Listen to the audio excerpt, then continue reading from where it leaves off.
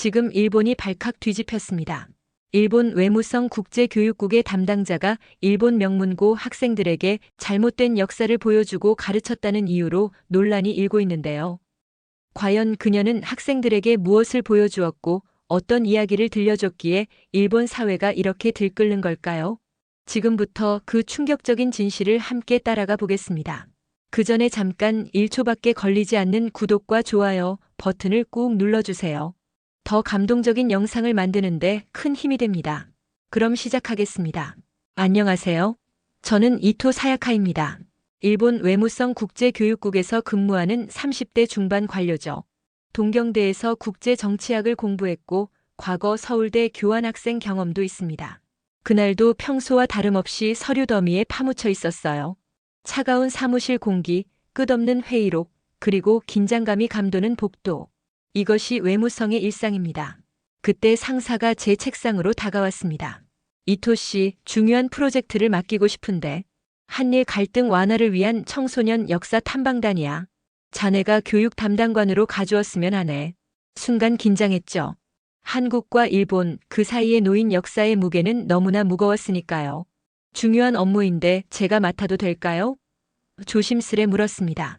서울대 교환학생 경험도 있고 한국어도 할 줄 아는 자네가 적임자야. 일본 명문고 학생 100명을 선발해 한국으로 데려가 역사 현장을 탐방하는 거지. 책상 위에 놓인 기획안을 펼쳐봤어요. 한일 청소년 역사 교류 프로그램. 겉으로는 교류와 화해를 위한 프로젝트였지만 내부 메모에는 일본의 입장을 효과적으로 전달이라는 문구가 눈에 띄었습니다. 프로젝트가 발표되자마자 일본 내 반응은 뜨거웠어요. 보수 언론들은 우리 학생들이 반일 역사 교육에 노출될 위험을 걱정했고 일부 국회의원들은 한국에 편향된 역사관에 세뇌될 우려를 제기했습니다. 그런 말들 때문에 잠시 망설였지만 마음속으로 말했죠. 현장에서 역사를 보는 것도 중요하지. 불편할 수 있지만 새로운 시각은 우리에게 성장을 가져다 줄 거야. 100명의 학생이 선발됐습니다. 호기심 많고 용기 있는 아이들이었죠. 출발 전날 외무성 선배가 찾아와 귓속말로 말했어요. 너무 깊이 들어가지 마. 우리 입장만 잘 전달하고 와. 그날 밤 창밖을 바라보며 생각했습니다. 내가 정말 해야 할 일은 무엇일까? 국가의 입장을 대변하는 것인가? 아니면 진실을 마주하는 것인가? 복잡한 마음으로 가방을 꾸렸습니다. 내일은 한국으로 떠나는 날이니까요. 인천국제공항에 도착한 순간 예상보다 깨끗하고 현대식으로 지어진 공항 내부와 자동화된 입국 시스템, 얼굴 인식 게이트, 그리고 로봇 안내원. 이 모든 것들에 대해 학생들은 놀라움을 감추지 못했어요. 사야카 선생님, 저 로봇이 우리에게 인사했어요.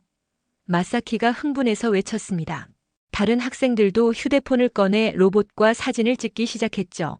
공항 내부를 둘러보는 동안 더 많은 놀라움이 이어졌어요. 도시락 자판기 앞에서 멈춰 섰습니다. 이게 뭐예요? 아유미가 물었어요. 도시락인데 바쁜 사람들을 위해 마련해 놓은 것이지. 한번 먹어볼까? 라고 제안했더니 학생들은 호기심 가득한 눈으로 자판기 앞에 모였습니다. 버튼 하나로 따뜻한 도시락 1개가 나왔어요. 처음에는 망설이던 아이들이 한 입, 두 입 먹더니 놀란 표정을 지었습니다. 맛있어요. 케이타가 외쳤죠. 다른 학생들도 고개를 끄덕이며 맛있게 먹었습니다. 김치버거와 로봇 바리스타가 만든 커피도 경험했어요. 유카가 말했습니다. 선생님, 일본에서 한국은 그저 과거에 머물러 있는 나라라고 알고 있잖아요. 그런데 많이 다르네요.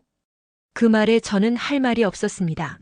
우리가 얼마나 많은 편견을 가지고 있었는지 깨닫게 되었어요. 공항 철도를 타고 서울로 향했죠. 열차 안의 와이파이 속도에 학생들은 또 한 번 놀랐습니다. 우와, 움직이는 열차에서 이렇게 빠른 인터넷이라니. 지하철로 갈아타면서 승강장 스크린도어를 보고 학생들이 감탄했어요. 호텔로 가는 길 창밖으로 보이는 서울의 모습에 모두 말을 잃었습니다. 한강을 가로지르는 다리, 반짝이는 고층 빌딩, 그리고 곳곳에 녹지가 어우러진 도시 풍경. 알고 있던 한국의 이미지와는 정반대였어요. 호텔에 도착해 짐을 풀면서 생각했습니다. 이 아이들이 앞으로 며칠간 어떤 경험을 하게 될까?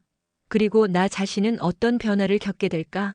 창밖으로 보이는 서울의 밤하늘을 바라보며 내일을 기대했습니다.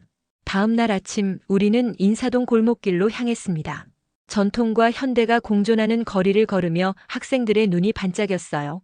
작은 공방, 닭이 상점, 한복 대여점. 모든 것이 신기한 듯 했습니다. 한 도자기 가게 앞에서 발걸음을 멈췄어요. 가게 주인 할아버지가 우리를 보고 놀라운 일본어로 말을 걸었습니다. 어서 오세요. 일본에서 오셨군요.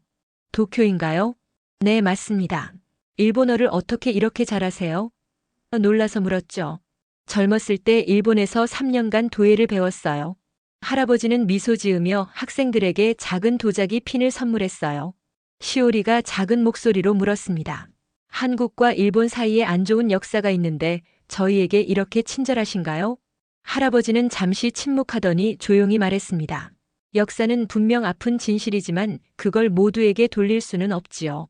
여러분은 과거를 되풀이하지 않기 위해 이곳에 온 학생들이니까요. 그 말에 가슴이 뭉클해졌습니다. 학생들의 표정도 한결 부드러워졌어요. 점심시간이 되어 광장시장으로 향했죠. 좁은 골목, 북적이는 사람들, 음식 냄새로 가득한 시장은 학생들에게 완전한 문화 충격이었습니다. 이게 다 뭐예요? 타쿠미가 호기심 가득한 눈으로 물었어요. 저건 떡볶이, 저건 순대, 그리고 저건 어묵이야. 하나하나 설명해 주었습니다. 용기를 내 떡볶이를 주문한 학생들. 첫 입을 먹자마자 매운맛에 놀라 물을 찾았죠. 가게 아주머니가 재빨리 물컵을 건네주셨어요. 괜찮니? 떡볶이가 좀 맵지? 친절하게 말씀하시는 아주머니에게 감사의 인사를 전했습니다. 메이코가 휴대폰으로 사진을 찍기 시작했어요. 선생님, 친구들에게 보내도 될까요? 이 떡볶이가 정말 맛있어요. 학생들이 모두 휴대폰을 꺼내 음식과 시장 모습을 사진에 담았습니다. 일본에 있는 친구들이 믿지 않을 거예요. 이렇게 맛있는 길거리 음식이라니. 친구들도 함께 음식을 맛보며 즐거워했습니다. 시장 한편에서 아주머니가 능숙하게 김밥을 만드는 모습이 보였어요. 칼로 김밥을 자르는 순간마다 학생들이 감탄했습니다. 와, 너무 빠르고 정확해요. 저렇게 만드는 김밥은 어떤 맛일까요? 히로키가 궁금해했어요. 시장 상인께 공손히 인사드리고 김밥을 주문했습니다. 아주머니께서 금세 야채와 햄, 단무지를 넣고 김밥을 말아 건네주셨어요. 학생들이 감사히 받아 나눠 먹었습니다. 와, 정말 맛있어요. 히로키가 감탄했어요. 일본 주먹밥과는 또 다른 맛이네요. 순간 저도 모르게 입가에 미소가 번졌어요. 음식 하나로 이렇게 문화적 거리감이 좁혀질 수 있다니. 학생들의 웃음소리, 시장의 활기찬 분위기, 그리고 낯선 이들의 친절함. 이 모든 것이 제 마음을 따뜻하게 했습니다. 시장을 나오면서 유카가 조용히 말했어요. 선생님, 한국 사람들이 저희를 싫어할 줄 알았는데 다들 친절하시네요. 그 말에 무거운 책임감을 느꼈습니다. 편견은 이렇게 쉽게 생겨나고 또 경험을 통해 허물어질 수 있는 것이었죠. 다음 날 우리는 경복궁으로 향했습니다. 웅장한 궁궐 앞에서 학생들은 감탄의 소리를 내뱉었어요. 화려한 단청, 정교한 목조 건축, 그리고 조화로운 배치가 인상적이었습니다. 한국인 가이드가 우리를 맞이했어요. 안녕하세요. 오늘 경복궁 투어를 맡은 김지연입니다. 일본에서 오셨다고 들었어요. 긴장된 표정으로 고개를 끄덕였습니다. 가이드는 미소를 지으며 투어를 시작했어요. 왕의 집무실, 왕비의 처소, 왕실 연회장을 둘러보며 학생들은 조선 왕조의 역사에 점점 빠져들었습니다. 가이드의 설명은 객관적이고 정확했어요. 이제 근대기 전시관으로 이동하겠습니다. 조선 말기와 일제강점기에 관한 내용이 전시되어 있어요. 심장이 빨라졌습니다. 이 부분을 어떻게 설명할지 궁금했어요. 전시관에 들어서자 사진과 문서들이 벽에 걸려 있었습니다. 가이드는 차분한 목소리로 설명을 이어갔어요. 1895년 10월 8일 일본군과 낭인들이 경복궁에 침입하여 명성황후를 시해했습니다. 이를 을미사변이라고 해요. 그 말에 학생들이 놀란 눈으로 서로를 바라보았습니다. 일본 교과서에서는 거의 다루지 않는 사건이었으니까요. 일본 낭인들이 국모를 시해했다고요? 시오리가 떨리는 목소리로 물었어요. 가이드는 고개를 끄덕였습니다. 네, 당시 일본 공사 미우라의 지시 하에 일어난 일이었어요. 이건 당시 일본 외무성 문서에도 기록되어 있습니다. 벽에 걸린 문서를 가리켰습니다. 일본어로 된 당시 보고서였어요. 학생들은 충격에 빠졌습니다. 케이타가 조용히 물었어요. 왜 우리는 이런 내용을 배우지 않았나요? 저는 말을 할 수 없었습니다. 마음속으로는 알고 있었지만 직접 마주하니 너무나 무거운 진실이었어요. 가이드는 계속해서 객관적인 사실만을 전달했습니다. 비난하거나 감정적인 표현은 전혀 없었어요. 오히려 그 차분함이 더 가슴에 와닿았습니다. 경복궁을 나오면서 학생들은 평소보다 조용했어요. 그들의 머릿속에는 많은 질문이 생겨났을 겁니다. 저녁 식사 자리에서 마사키가 입을 열었습니다. 선생님, 오늘 들은 이야기가 정말인가요? 깊은 숨을 내쉬었어요. 역사에는 여러 관점이 있지만 오늘 본 문서들은 실제 기록이야. 그런데 왜 우리 교과서에는 다르게 나와 있나요? 유카가 물었습니다. 순간 침묵이 흘렀어요. 그리고 솔직하게 대답했습니다. 때로는 국가가 불편한 진실을 회피하기도 해. 그래서 우리가 직접 보고 생각하는 것이 중요한 거야. 학생들의 눈빛이 달라졌습니다. 그들은 이번 한국에서의 경험을 통해서 역사를 바로 볼 수 있게 되겠지요. 다음 날은 서대문형무소 역사관을 방문했습니다. 회색빛 건물이 우리를 위압적으로 내려다보고 있었어요. 입구에 들어서자 무거운 공기가 느껴졌습니다. 한국인 안내자가 우리를 맞이했어요. 이곳은 일제강점기 동안 많은 독립운동가들이 수감되고 고문받았던 장소입니다. 좁은 복도를 따라 걸으며 간방과 고문실을 보았습니다. 학생들의 표정이 점점 어두워졌어요. 한 전시실에서 안내자가 설명했습니다. 이곳에서는 물고문, 전기고문 등 다양한 고문이 이루어졌고 많은 사람들이 목숨을 잃었습니다. 순간 반박하려는 마음이 들었어요. 외무성 브리핑에서는 고문 기록이 과장되었다고 했으니까요. 하지만 그 순간 안내자가 유리 케이스를 가리켰습니다. 이것은 당시 일본 헌병대가 작성한 고문 기록입니다. 일본어로 되어 있고 고문 방법과 결과가 상세히 기록되어 있습니다. 일본어로 된 문서를 보는 순간 말문이 막혔습니다. 그것은 분명 일본 헌병대의 보고서였어요. 피해자 이름, 고문 방법, 신문 내용이 차갑고 건조한 문체로 적혀 있었습니다. 학생들이 그 문서를 보고 충격에 빠졌어요. 타쿠미가 떨리는 목소리로 물었습니다. 선생님, 이게 사실인가요?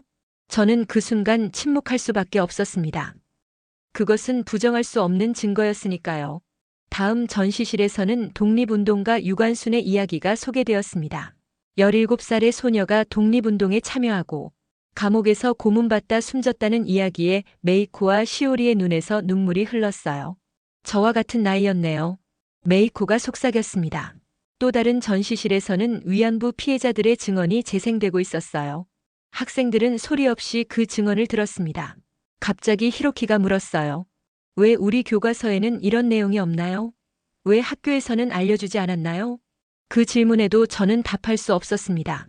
나 자신도 같은 의문을 품고 있었으니까요. 형무소를 나오는 길 유카가 작은 목소리로 말했어요. 일본인으로서 부끄럽습니다. 그 말에 마음이 무거워졌습니다. 부끄러워할 필요는 없어. 중요한 건 지금 우리가 진실을 마주하고 있다는 거야. 여행 5째 날 우리는 일본 대사관 앞 평화의 소녀상을 방문했습니다.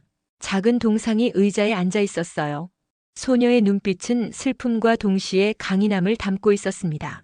주변에는 수많은 쪽지와 나비 모양 스티커가 붙어 있었어요. 가까이 다가가 읽어보니 위안부 피해자들이 겪은 고통과 그들의 증언을 담은 내용이었습니다. 학생들은 조용히 소녀상 주위를 둘러보았어요. 케이타가 물었습니다. 이 동상은 무엇을 의미하나요? 저는 잠시 숨을 고르고 대답했어요. 이 소녀상은 일본군 위안부였던 피해자들을 기억하기 위한 동상이야. 일본은 자발적인 참여였다고 주장하기도 하지만 실제로는 취업을 가장한 유인이나 강제적인 상황에서 동원된 경우가 많았고 군이 이를 조직적으로 관리했다는 자료도 확인된 바 있어. 한국 역사상 많은 여성들이 전쟁 속에서 인권을 침해당한 가슴 아픈 사건이지. 이번에도 학생들의 표정이 어두워졌습니다. 그때 마사키가 조용히 앞으로 나서더니 무릎을 꿇고 작은 쪽지를 꺼내 소녀상 앞에 놓았습니다. 놀라서 다가갔습니다. 마사키, 뭐라고 썼어? 마사키는 눈물을 참으며 대답했어요. 용서해주세요라고 썼어요. 그 순간 감정이 북받쳐 올랐습니다. 다른 학생들도 하나둘씩 쪽지를 쓰기 시작했습니다. 그때 한 청년이 다가왔어요. 일본에서 오셨나요? 긴장하며 고개를 끄덕였습니다. 저는 작년까지 도쿄에서 유학했어요. 여러분이 이곳을 방문한 것 정말 의미 있다고 생각합니다. 역사를 잊은 민족에겐 미래가 없습니다. 우리 모두 과거를 직시할 용기가 필요합니다. 그의 말이 가슴 깊이 와닿았어요. 진실을 외면하지 않는 용기, 그것이 진정한 화해의 시작일지도 모른다는 생각이 들었습니다. 학생들은 청년과 대화를 나누며 많은 질문을 했어요. 그들의 눈빛이 달라지고 있었습니다.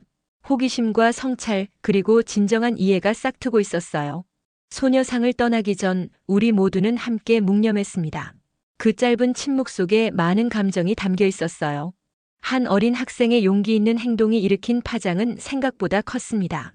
버스로 돌아가는 길, 시오리가 조용히 물었어요. 선생님, 우리가 돌아가서 이 경험을 다른 친구들에게 이야기해도 될까요? 깊은 숨을 내쉬며 대답했습니다. 물론이야. 진실을 나누는 것은 중요해. 그날 밤 호텔 창문으로 서울의 불빛을 바라보며 생각했어요. 나는 외무성 관료로서 이 경험을 어떻게 보고해야 할까? 정해진 대로 아니면 내가 직접 본 진실대로? 마음속 갈등이 깊어졌습니다. 그렇게 한국에서의 역사 여행을 마치고 일본으로 돌아온 우리에게 놀라운 상황이 기다리고 있었습니다. 보수 언론들이 프로그램을 크게 비판하고 있었어요. 학생들 친한국 사상에 감염, 편향된 역사 교육의 노출이라는 헤드라인이 신문을 장식했습니다. 외무성 사무실로 복귀하자마자 상사가 저를 불렀어요. 이토 씨, 무슨 일이 있었던 거야? 학생들이 소녀상 앞에서 무릎 꿇고 사과했다면서. 차분히 설명하려 했지만 상사는 들으려 하지 않았습니다. 우리가 원한 것은 일본의 입장을 전달하는 것이었어. 자넨 임무를 실패했어. 당분간은 눈에 띄지 않게 행동해. 갑자기 모든 것이 흐릿해졌습니다. 내 커리어, 내 미래가 불확실해졌어요. 하지만 이상하게도 마음은 편안했습니다.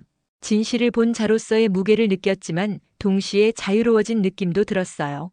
그날 저녁 우편함에 작은 봉투 여러 개가 있었습니다. 열어보니 학생들이 보낸 손편지였어요. 정성스럽게 쓴 글씨, 진심이 담긴 감사의 말들. 마사키는 이렇게 썼습니다. 이토 선생님, 저에게 진실을 볼 용기를 주셔서 감사합니다. 처음으로 역사가 살아 숨쉬는 것을 느꼈어요. 유카의 편지에는 이런 문장이 있었어요. 어떤 진실은 불편하지만 그것을 마주해야만 성장할 수 있다는 걸 배웠습니다. 선생님 덕분에 더 넓은 세상을 보게 되었어요. 그리고 휴대폰에도 학생들의 메시지가 이어졌습니다. SNS를 통해 보내온 감사와 응원의 글들. 외무성은 저를 버렸을지 모르지만 이 아이들은 그렇지 않았어요. 선생님, 학교에서 우리의 여행 경험을 발표할 기회를 얻었어요. 도와주실 수 있나요? 케이타가 보낸 메시지를 보며 미소 지었습니다. 외무성에서의 며칠은 숨막히는 시간이었어요. 사람들의 시선이 달라졌고 중요한 회의에서 배제되기 시작했습니다. 한 선배가 점심시간에 조용히 찾아왔습니다. 내가 본 것을 솔직하게 말한 용기가 대단해. 하지만 조직에서는 버티기 힘들 거야. 알고 있어요. 그날 밤 오랜 고민 끝에 큰 결심을 했어요. 진실을 외면하는 외교관보다 진실을 마주하는 교육자가 되기로. 내가 갈 길은 분명했습니다. 2달간의 고민 끝에 저는 외무성 사직서를 제출했습니다.